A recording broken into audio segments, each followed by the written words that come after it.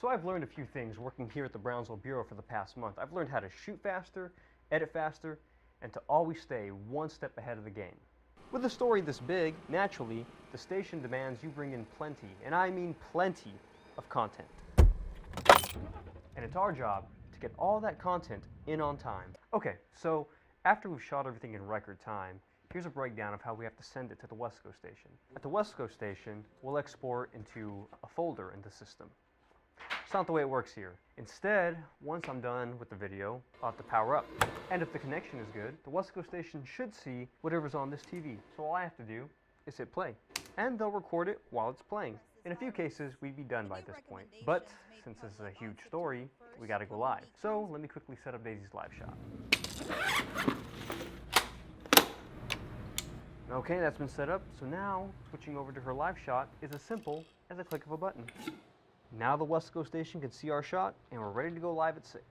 Flip the switch, there's no light. Turn the faucet, and no water. How well do you speak Spanish? Could you read a novel or write directions? Do you know that ascensor is a fancy word for elevator? Do you even speak Spanish? These are challenges that teachers in the Valley are facing. Miguel Mendoza continues to fix up his cars, selling them for more than 20 years in Brownsville. He's never been turned away from the vehicle registration office until yesterday. One of his buyers is feeling the effects as well. Citrus experts say there is something you can do if you own your own citrus tree. What you want to do is pick up any fallen fruit, then throw it away. Stacks of blank cards ready for print. Brownsville Auto Theft Task Force agents confiscated them this week from 28-year-old Nelson Perez Flores. The goal here is to get the fruit packaged as quickly as possible. It's watermelon harvesting time in Rio Grande City. That's all having an impact down the road at Don Rene restaurant. Gabriela Garrido's worked here for the last 13 years. With all these no dumping signs, that doesn't stop piles like this one from being left behind. The first procedure constables do is to check the trash to see if they can find an address of a person that did dump illegally, and today they did. Several parties are involved just to get those documents into your mailbox. La Jolla ISD sent out 4,600 tax documents through machine just like this one here at the Upper Valley Mail Service. They do contract with La Jolla ISD and 7 other school districts across the valley. Police also have tips you might want to consider before heading out. Always take a flashlight with you, and also use reflective tape on your costumes to make yourself more visible to drivers. Never let a young child go trick-or-treating by themselves, and always use a route with well-lit streets. Then, once you get home,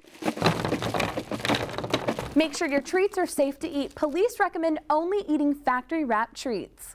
Many residents along Vermont Road in Mercedes have a concern that grows day by day. Just steps away from their home, there are dangers like these. Dangers that could become fatal any second. 2 years of hard work sunk to the bottom of the ocean in just minutes. Robert Glick looked on as he witnessed the first piece of the RGV reef fall into place. This is a tiny little piece of radioactive material. This thing is a very sophisticated little instrument. It's a tester for a new tool. Texas game wardens on the coastal bend now have personal devices that detect radiation. Repairs are underway at a FAR apartment complex. Gate crews are working to fix the wreckage left behind. Folks say a vehicle plowed through the exit gate. They're also stacked in tire shops. The services that we offer, it's a change tire, balancing, mounting. This shop outside of Donna has hundreds of them. We checked with the Texas Commission on Environmental Quality to see if they're increasing inspections this summer. He was forced to purchase a new drill for work.